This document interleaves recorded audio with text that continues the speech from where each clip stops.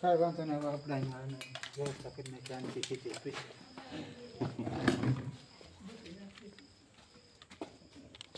તો જ આવશે, નકર કાંઈ આવશે નહીં. કોબરા નથી આ આને આપણે ગુજરાતીમાં જળહાપ કહે, એને ઇંગ્લિશમાં વોટર સ્નેક કહે. આપણે સાબરકાંઠા મહેસાણા બાજુ આને દીવડ સાપ કહે, કોઈ પાન દીવડ કહે, અલગ અલગ નામ છે. આ હવે ઝેર બિનઝેરી આવે, ઝેર ન આવવાનું. પણ આમાં કેવું ખબર, આ મકોડાને જેમ કવડે ને તમને કહું, મૂકે નહીં હસવાડો. અને બીજા નંબરમાં આની પૂંછડી છે ને, ઘરવાળાની પૂંછડી જે પૂંછડી હોય તો એને પકડી હોય ને તો પંખાને આમાં મળે ફરવા અને પૂંછડી તોડાવીને વયો જાય. આ સાપ એવો આવે. હજી નાનો છે, હજી આ મોટો છે, ઘણો મોટો થાય. અત્યારે પાણી આવ્યા છે ને એટલે પાણીમાં અત્યારે નીકળે વધારે. જળહાપ છે અને આ ચોકડી છે ને કાળે થોડી ઓછી રીતની હોય એટલે સમજી લેવાનું. જળહાપ આખામાં ઠેઠ સુધી હોય, અડધા સુધી હોય ને કાળી ઓલી છોકરી હોય અડધેથી સીધી લીટી દેખાય ને તો એ રૂપસુંદરી આવે, એ બિનઝેરી આવે. એમાં હસવાડો હા ભાગે બહુ ત્રાહો ભાગે. ઉલ્લી મોટો ઉલાળતો જાય ને ભાગતો જાય.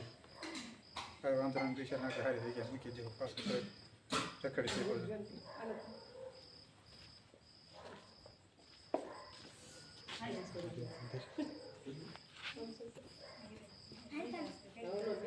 હા પકડી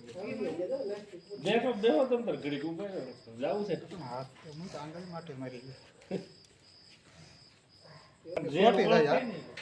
હાથમાં ચોટી જાય, મકોડા જેમ ચોટી જાય, મૂકે ને દાંત ખોતાડીને દે ને પછી આ એવું આવે.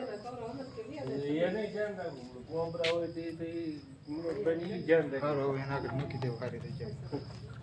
શું કહેવાય, આપણે જે ચેકર કિલબેક સ્નેક વોટર સ્નેક છે એ પણ નાની સાઇઝમાં જ છે. અને જે આ ચેકર કિલબેક સ્નેક છે આ સાપને આપણે આ સાપ હવે બહુ સ્ફૂર્તિલો પછી નાનો છે, શાંત છે. આ સાપને આપણે જે મેવાસા ગામેથી રેસ્ક્યુ કર્યો છે તો આપણે આ સાપને પણ સરખી રીતે બતાવવાની કોશિશ કરીએ. તિલક નજીક આ છે ચેકર કિલબેક સ્નેક કહેવાય, અને વોટર સ્નેક તરીકે પણ ઓળખે છે.